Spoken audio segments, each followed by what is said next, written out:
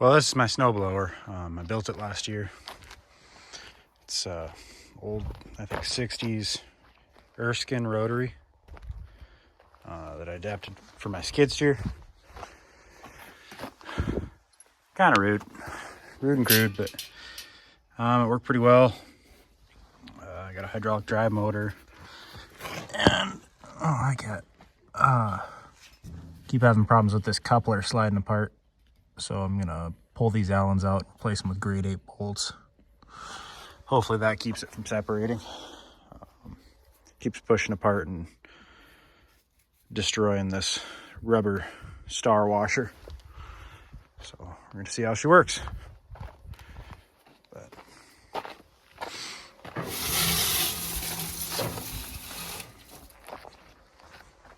got a rotating chute. You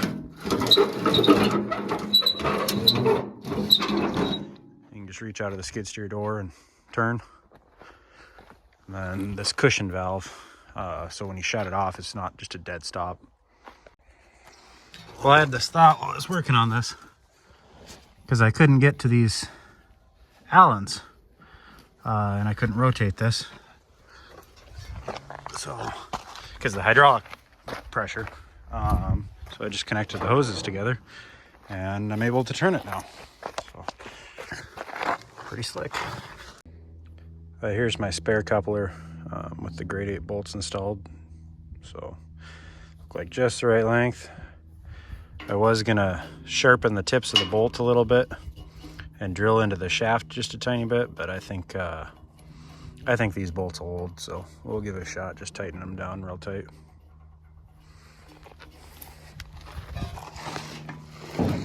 Cat's still helping. You can see it's slid together. That rubber star is a little messed up, but we'll run her.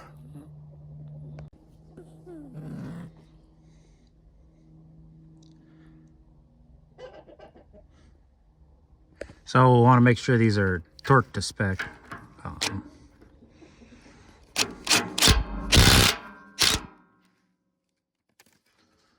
Oh boy. That wasn't supposed to happen. Well, it looks like I'll be pulling this motor off and putting my spare one on. Yeah. Guess I gave her too much beans.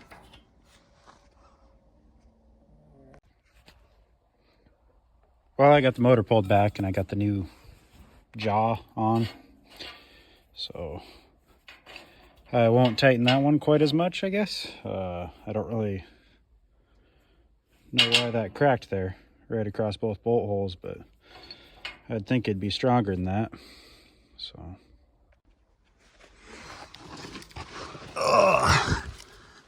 well, this time we'll tighten them with a socket and ratchet rather than impact. Let's see if we can bust it off that way. That feels pretty tight. I know it was a lot tighter than I was getting those Allens, so hopefully this keeps it from sliding apart. Just when you'd put too much load on it, this would slide back on the shaft. This larger one has these nice square bolts and they hold pretty good, so hopefully that does the trick. I figured it probably wouldn't be a bad idea to give it some grease, since it's probably 60 years old, 70 years old, and I haven't greased it since I got it. This back bearing had a plug in it, just a flathead. So I found a greaser that I think will fit. Look at that. Perfect. Now where'd my wrench go?